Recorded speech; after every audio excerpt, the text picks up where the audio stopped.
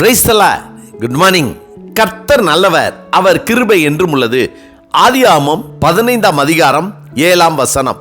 கர்த்தர் ஆபிரகாமை நோக்கி, இந்த தேசத்தை உனக்கு சுதந்திரமாக கொடுக்கும் பொருட்டு உன்னை ஊர் என்கிற கல்தையருடைய பட்டணத்திலிருந்து அழைத்து வந்த கர்த்தர் நானே என்றார்.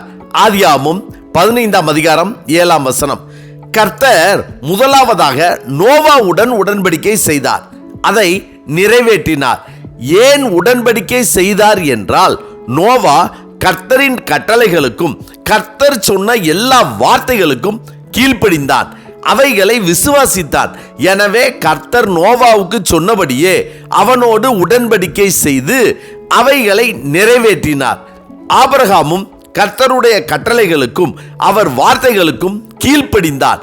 கர்த்தர் ஆபிரகாமை நோக்கி, உன் தேசத்தையும் உன் இனத்தையும் உன் தகப்பனுடைய வீட்டையும் விட்டு புறப்பட்டு நான் உனக்கு காண்பிக்கும் தேசத்துக்கு போ என்றார். அவன் அப்படியே கீழ்ப்படிந்தான். எனவே கர்த்தர் ஆபிரகாமோடு உடன்படிக்கை செய்தார். ஆபிரகாம் உடன்படிக்கையை விசுவாசித்ததால் கர்த்தர் அதை அவனுக்கு நிறைவேற்றினார். கர்த்தருடைய வார்த்தை ஆபிரகாமுக்கு தரிசனத்திலே உண்டாகி, அவர், ஆபிரகாமே, நீ பயப்படாதே, நான் உனக்கு கேடகமும் உனக்கு மகா பெரிய பலனுமாய் இருக்கிறேன் என்றார்.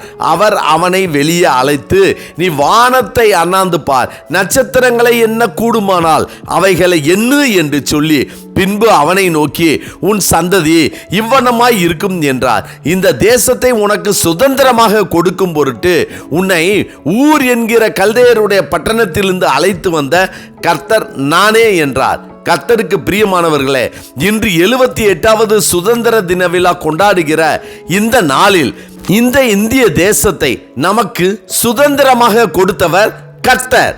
விசுவாசித்த ஆபிரகாமுக்கு தேசத்தை சுதந்திரமாக கொடுத்ததை போல் ஆபிரகாமின் பிள்ளைகளாகிய நமக்கு இந்த இந்திய தேசத்தை சுதந்திரமாக கொடுத்திருக்கிறார். அவர் வாக்கு கொடுத்த தேசத்தை விசுவாசத்தினால் ஆபிரகாம் சுதந்தரித்தார். நமக்கும் நம் தேவனாகிய கர்த்தர் அநேக வாக்குத்தத்தங்களை கொடுத்திருக்கிறார். சுதந்திர இந்தியாவில் வாழ்கிற நாம் கர்த்தர் நமக்கு கொடுத்த வாக்குத்தத்தங்களை சுதந்தரித்துக் கொள்ள விசுவாசத்தோடு கர்த்தருடைய கட்டளைகளுக்கும் வார்த்தைகளுக்கும் கீழ்ப்படிந்து வாழ்வோம். அதே வேளையில் இந்த நாளில் தேசம் முழுவதும் பரவி இருக்கிற அனைவருக்காகவும் ஊக்கத்தோடு ஜெபிப்போம்.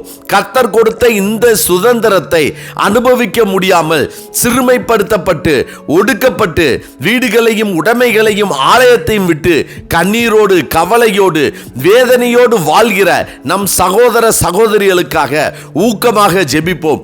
அவர்களுக்கும் கர்த்தர் கொடுத்த இந்த இந்திய தேசத்தில் அவர்கள் சுதந்திரமாய் வாழக்கூடிய கிருபையை, பாதுகாப்பை, நன்மைகளை கர்த்தர் அவர்களுக்கு தரும்படியாய் ஜெபிப்போம். சிறுமைப்பட்டவன் மேல் சிந்தை உள்ளவன் பாக்கியவான் என்ற வார்த்தையை விசுவாசித்து நாம் பாக்கியவான்களாய் இந்த தேசத்தில் வாழ ஊக்கமாய் ஜெபிப்போம். கர்த்தரோடு உடன்படிக்கை செய்து சுதந்திரமாய் ஆசீர்வாதமாய் வாழ்வோம். ஆமென். ஜெபிப்போமா? சர்வ வல்லமை உள்ள சேனைகளின் தேவனாகிய கர்த்தாவே, எங்கள் பிதாக்களோடு நீர் செய்த உடன்படிக்கையை நிறைவேற்றும்படி எங்களை இந்த இந்திய தேசத்தில் சுதந்திரமாக வாழ வைத்த கிருபைகளுக்காய் நன்றி. நீர் எங்களோடு செய்த உடன்படிக்கையை நிறைவேற்றும்படி நாங்கள் உமக்கு கீழ்ப்படிந்து உம்மை விசுவாசித்து உமக்கு பிரியமாய் வாழக்கூடிய கிருபையை கர்த்தர் எங்களுக்கு தரும்படியாய் நாங்கள் ஜெபிக்கிறோம். கர்த்தாவே, இந்த சுதந்திர நாளை நீர் எங்களுக்கு கொடுத்ததற்காய் நன்றி. இந்த நாள் முழுவதும் உம்முடைய வல்லமையின் கரம் எங்களோடு கூடவே இருந்து எங்களை பாதுகாத்து வழி நடத்தி எங்கள் தேவைகள் யாவற்றையும் சந்திக்க வேண்டும் என இயேசு கிறிஸ்துவின் நாமத்தில் ஜெபிக்கிறோம் நல்ல பிதாவே. ஆமேன், ஆமேன். கர்த்தர் நல்லவர், அவர் கிருபை இன்று முழுவதும் நம்மோடு கூட இருப்பதாக. ஆமேன்.